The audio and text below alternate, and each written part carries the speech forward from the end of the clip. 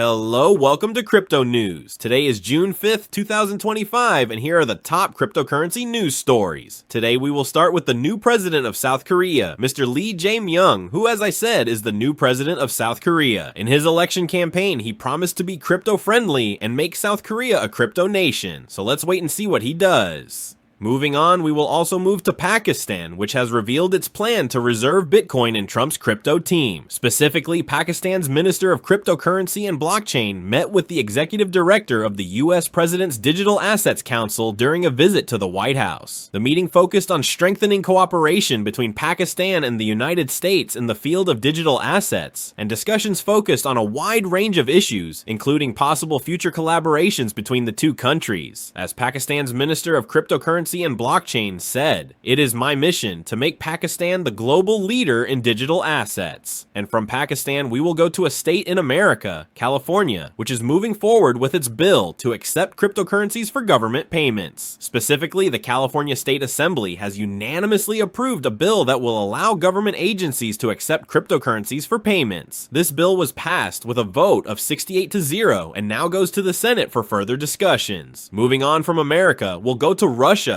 and specifically the Moscow Exchange, which has officially opened Bitcoin options. However, only for certain investors. In the future, it will probably open to everyone. Moving on from Russia, we'll go to our banks, and we'll go to JPMorgan, which will now officially accept ETFs, and specifically BlackRock's Bitcoin ETFs, as collateral for loans. In addition, according to Bloomberg sources, all of these banks, and JPMorgan in particular, will start to take a closer look at what cryptocurrency someone holds in their account. They will be able to use it for certain loan collateral, for example, as they will do with BlackRock's Bitcoin ETFs. As a JP Morgan spokesperson stated, "We can confirm that the content of the Bloomberg article is accurate." So banks are accepting more and more cryptocurrencies, as you can imagine. Moving on, we'll go to Semler Scientific, which we learned reached 4,449 Bitcoin with its latest purchase of $20 million.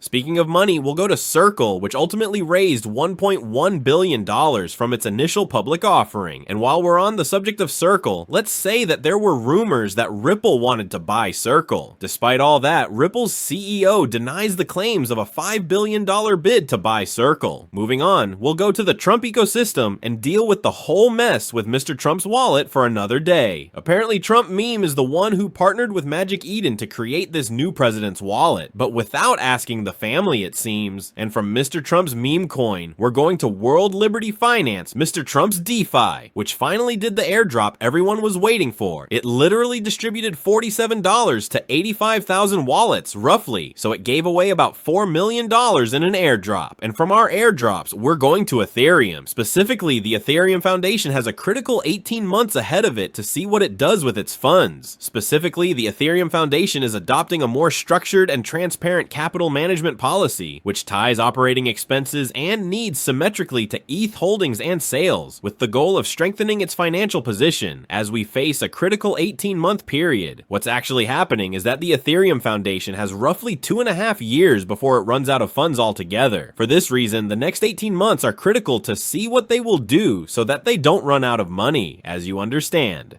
And while the Ethereum Foundation is looking for what to do with the money, Mr. Vitalik is using Railgun. Railgun is something like Tornado Cash. Whatever cryptocurrencies they put in, then you don't know what has happened to the blockchain. That is, it hides the transactions. And Mr. Vitalik has put $2.6 million into Railgun, which, as I said, we don't know what he has done. What we do know for sure is that the price of the token has increased by 28%. And while we're talking about prices, it's time to go to our favorite cryptocurrency market, with Bitcoin at $105,000, with Mr. Trump's tariffs continuing to rise. First of all, let's say that Trump says it is extremely difficult to reach an agreement with China on tariffs. Nevertheless, we learned that Trump and the president of China are likely to talk this week. However, we learned that steel tariffs in particular will increase in all countries by 25% and will reach 50%, with the exception of the United Kingdom, where steel tariffs will remain at 25%, because the United States has already made an agreement with the United Kingdom. That wraps up the top news for crypto. Today is June 5th, 2025. I'd like to remind you that the content you just watched is created for educational purposes only and should not be considered as investment advice, but rather as investment opinion. Please subscribe to the channel, leave a like, and feel free to comment. Take care, everyone, and have a good day.